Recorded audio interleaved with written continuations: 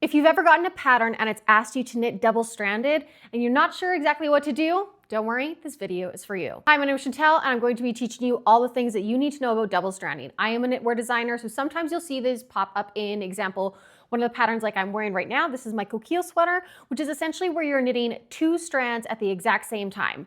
When you first see it for the first time, you're like, okay, I don't actually know what that means, but trust me, when we actually get into it, it is going to make so much sense. Now, there's a couple of reasons why you might knit double-stranded, and that is either for a specific look. A lot of people will pair a mohair or a suri lace weight with a fingering weight to essentially create a DK weight. It also creates this beautiful halo and texture, but sometimes people will be using like two strands of fingering weight to make a different size or different weight, or maybe using a size 4 worsted and a like suri or a lace weight to be able to get a bulky.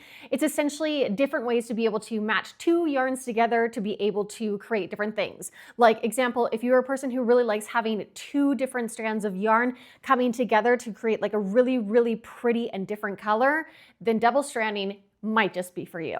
Before we actually get into the nitty-gritty of knitting at the exact same time, I want to quickly remind us just that when it comes to knitting double-stranded, that we do have to think of color theory in the first time. If I'm going to put this pale pink fingering weight with this kind of like pearlescent look, this one is from Bree from the Little Wolf Knits, they are going to create a pretty similar effect.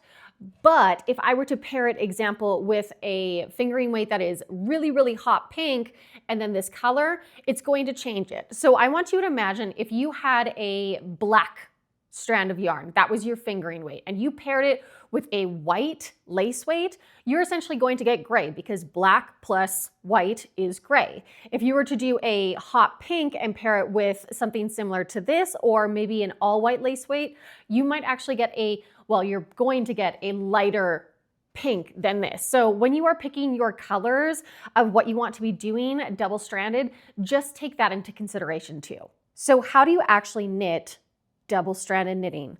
Essentially, I'm going to take these two strands and I am going to pretend that they are one. I'm sure at this point you're like, wait, have I been overthinking it? And the answer is probably yes. So I'm going to essentially take these two strands are coming from different balls and I am going to create a slip knot to be able to work them both together. We've made our slip knot. There we go. And then I'm going to cast on, and I'm mainly going to imagine that these two strands, which are technically coming from two different balls, are being worked up the exact same. So if I'm doing a long tail cast on, that's technically one stitch. I'm going to work the next one. That's another. And the main thing is that you're essentially knitting these two strands together.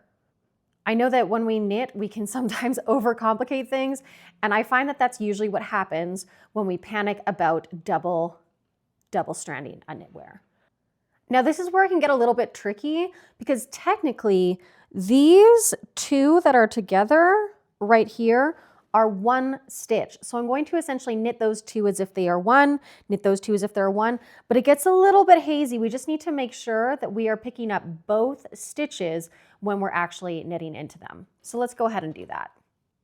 Now that I have them prepped and ready as if to knit, I want to make sure that I am not knitting with my tail. So I'm going to imagine that these two strands as if they are one.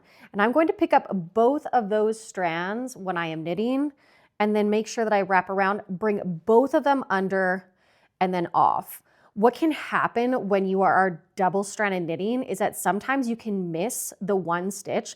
This most happens with the mohair one, and it can create a distorted stitch where all of a sudden you're actually only getting the fingering weight, which means that you're technically getting a different gauge, which is not what we want. So we want to make sure that we are grabbing both stitches, wrapping with both stitches, bringing them both under and off.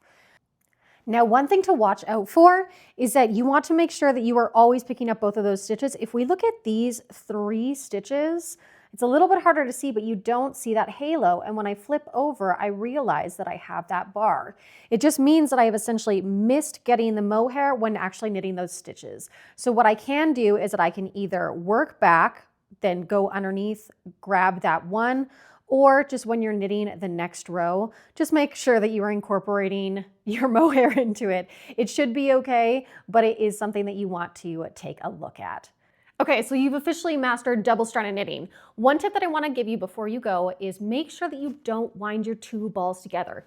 Keep them separate. I know it can be so easy to think, oh, if I just do them together, it'll be a lot easier. One thing to know is that depending on the fiber that you're working with, some strands have more elasticity than the other ones. So make sure that you're knitting those separate. Make sure that you like, comment, subscribe, and if you want to be able to catch more tips from Chantal, aka me, give me a follow. We'll see you guys on the flip side.